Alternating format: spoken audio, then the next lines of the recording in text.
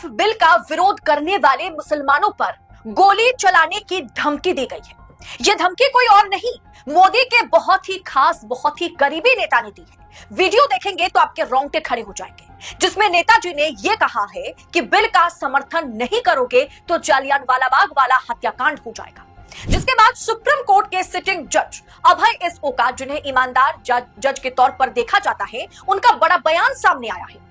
पूरा मामला बताएंगे आगे आपको वीडियो में विस्तार से, तो आखिर तक वीडियो में बने रहिएगा। जालियानवाला बाग हत्याकांड 13 अप्रैल 1919 को रॉयल्ट एक्ट और भारतीय स्वतंत्रता समर्थक कार्यकर्ता सैफुद्दीन किचलू और सत्यपाल की गिरफ्तारी के विरोध में पंजाब के अमृतसर में जालियानवाला बाग में भारी भीड़ जमा हुई थी। तो उस समय जनरल डायर ने निहत्थे भारतीयों की, मासूम भारतीयों की एक बड़ी भीड़ पर गोलियां चलाई थी। दर्दनाक उस घटना के चलते 1500, कम से कम 1500 भारतीय मारे गए थे उस दिन। दर्दनाक उस घटना का जिक्र आज एनडीए के नेता, शिंदे गुट के नेता संजय निरुपम ने किया है।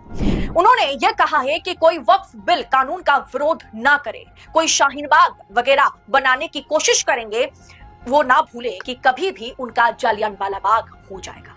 क्या नेताजी खुलेआम मुसलमानों पर गोली चलाने या मुसलमानों की नरसंहार की धमकी वो दे रहे थे? सुनिए एक बार उन्होंने क्या कुछ कहा।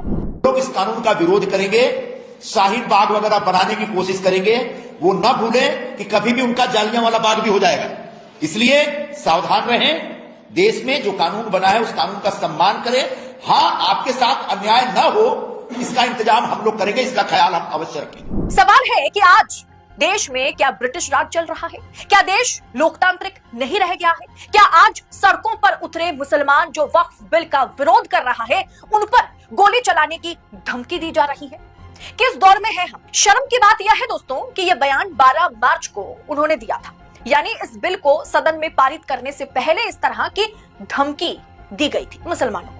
जबकि सरकार का काम, नेताओं का काम है, अगर ये बिल मुस्लिम हित के लिए, मुसलमान समुदाय के हित के लिए लाया गया है, तो उस पर आम मुसलमानों को अच्छे से समझाना, ना कि डराना, ना कि उन पर गोली चलाने की धमकी देना। और इसके बाद 2-3 हफ्ते बीत गए, इस पर भारत के supreme court, high court, lower court के किसी भी जज का जमीर जिंदा नहीं है कि वो इस नरसंहार करने की धमकी का मतलब एक तरीके से संज्ञान ले, इस पर बात करें।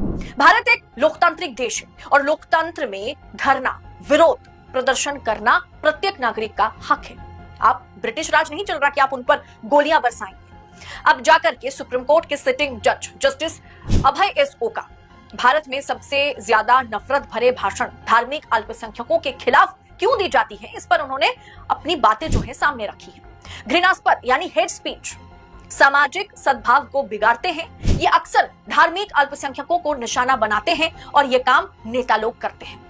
ये उन्होंने अपने भाषण में कहा है।